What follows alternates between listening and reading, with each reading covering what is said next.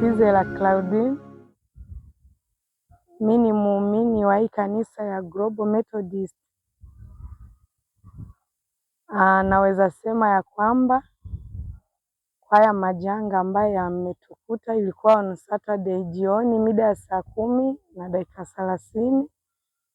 Tulikuwa hapa kama wamama tukifanya usafi, mvua ikaanza kunyesha, ndipo pakatokea kimbunga cha maajabu, ikaweza kuharibu kanisa kama mnavyoona hapa. Yaani ni mambo ya huzuni, kwa sababu hii kimbunga tulikuwa hatujawahi kuona. Tumeweza kupata masikitiko sana, yaani ni majonzi kwa waumini wa hii kanisa, kwa sababu mkiangalia jinsi kanisa ilikuwa na sasa jinsi imeweza kuharibika, ni mambo ya huzuni. Ila tunashukuru Mungu kwa yote yaliyotokea. Hakuna aliyeweza kuumia wala kupata ajali. Tunashukuru Mungu, tunaweza sema Mungu sifa na utukufu vimrudilie.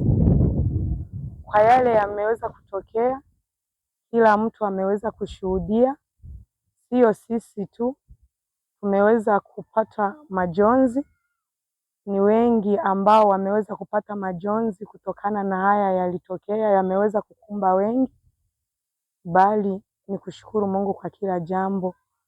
Kwa sasa hatuna pa kuabudia kama washirika, huwa tunakusanyikia tu hapa kwa uwanja nje, tunaabudu, tunasifu. Na kuhusu usalama wa hapa, kwa sasa hatuna usalama, kwa sababu vitu ambavyo vilikuwa vikihifadhiwa ndani ya kanisa kwa sasa havina nafasi. Hivi tunaweza kujitolea, mmoja akianza asubuhi mpaka saa 6, mwingine anaanza saa 6 hadi saa 12, halafu wanaume nao wanakuja wakilala hapa kanisani, kutokana na vitu ambavyo tuko navyo hapa, kwa sababu Waswahili wanasema kifo cha mende furaha kwa kunguni. Haya yameweza kutokea, wamoja tumeumia, ila kuna wengine wamefurahi, wanakuja wakishangaa kama wakiangalia, bali wanakuja wana roho zingine za kuharibu, kuweza kuiba. Ndio maana tuliweza kushirikiana tukasema wacha tuweze kuwa tukipeana mazamu, pamoja wakishinda, wengine wakilala. Ndio hivyo. Sina mengi ya kusema, bali kila atakayetazama hii video naweza muomba akuwe na moyo wa upendo na moyo wa kusikia kama ana chochote cha kusaidia. Kwa sasa ni huzuni na majonzi katika hii kanisa ya Global Methodist hapa Kakumatri, karibu na Burundian Market. Tunashukuru kwa kututembelea, hatuna mengi ya kuongea. Kama ukweli tulishangazwa sana na tukio hilo ambalo lilitokea siku hiyo. Kuna upepo mkali, upepo mkubwa sana ambao uliweza kubeba nyumba nyingi, kanisa ambazo ziliweza kubebwa na upepo. Kwa sasa hatuna sehemu ambazo tunaishi, wengi wetu mnaona kama hivi. Hapa ndipo ambapo tunakaa nyumbani. Sina pa kuishi kwa sasa, nimeomba hifadhi kwa rafiki yangu.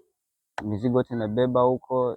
Yaani ni mambo makubwa sana ambayo yameweza kutokea ya ajabu sana. Kimbunga hicho kilianza polepole katika mawimbi ya mvua hayo, ikawa mvua imeanza kunyesha na upepo mkali sana. Tulipokuwa nyumbani, watu walikuwa wanapiga kelele sana kutokana na vitisho vya upepo huo. Kulikuwa yani si mambo ya kuelezeka sana, ilikuwa tu ni vitisho vya uoga tena zaidi. Iliweza kutokea. Kwa sasa hadi saa hii watu wengi hawana sehemu ambayo wanakaa, watu ambao waliathiriwa na upepo huo. Wengi wao nyumba zilibomolewa, mabati yakabebwa. Wengi waliyakosa, wengi walipata machache, hawakupata yale ambayo yalikuwa yameko kwa nyumba hiyo ama nyumba ambazo wanaishi.